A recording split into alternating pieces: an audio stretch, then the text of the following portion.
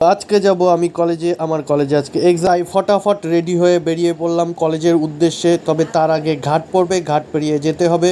তো চলে আসলাম আমাদের সেই মহান ঘাট, নবদ্বীপ ঘাট, যেখানে পবিত্র ঘাট বলে গণ্য করা হয়। নৌকো ভর্তি হওয়ার কারণে নৌকোটা ছেড়ে দেবে, তাই ফটাফট উঠে পড়লাম আমি নৌকোর মধ্যে। তো আমাকে যেতে হবে ওই পারে। আর এই হচ্ছে সেই নবদ্বীপের মহান গঙ্গা ঘাট, যেখানে স্নান করলে সবাই পবিত্র হয়ে যায়।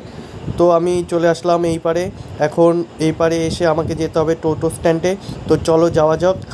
তো টোটো স্ট্যান্ডে চলে আসলাম। এখান থেকে টোটো করে যেতে হবে বিষ্ণুপ্রিয়া হল্ট স্টেশন। তো সেখান থেকে ট্রেন ধরে আমাকে যেতে হবে। তো ফটাক্সে আমি টোটোও পেয়ে গেলাম, একদম খালি টোটো, একা বসে যাচ্ছি, কোনো ব্যাপার নয়।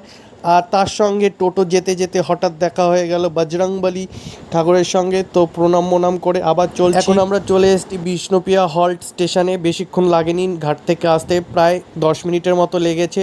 তো এখন আমাদের ট্রেন, এখনও অনেক দেরি, তো ওয়েট করতে হবে। স্টেশনে এখন অ্যানাউন্স করলো যে ট্রেন এখনও 10 মিনিট লেট। কি করব, আর দাঁড়াতে হবে। 10 মিনিট ওয়েট করার পর চলে আসলো আমাদের সেই ট্রেন।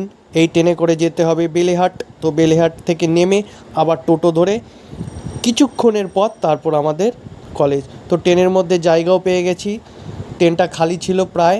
তো এখন আমরা নামবো বেলেহাটে, তারপর এখান থেকে আবার টোটো করে আমরা এখন ট্রেনের থেকে নেমে আমরা টোটোর উদ্দেশ্যে যাচ্ছি। টোটো ধরে আমাদের কলেজে যাব। তো চলো, ট্রেন থেকে নামার পর সঙ্গে সঙ্গে টোটোও পেয়ে গেছি এবং টোটো করে যাচ্ছি আমাদের কলেজে। আর কলেজে যাওয়ার পথে হেভি সুন্দর একটা প্রাকৃতিক দৃশ্য পড়ে, যেগুলো তোমরা দেখতেই পাচ্ছ আমার ব্লগে। তো আমরা প্রায় কলেজে চলে এসেছি। আজকে পরীক্ষা আছে, একটু তাড়াতাড়ি আসতে হয়েছে। তো এখনও কেউ আসেনি, কলেজটা প্রায় ফাঁকা। তো এখন ভিতরে যাব, গিয়ে আমরা পরীক্ষা দেব।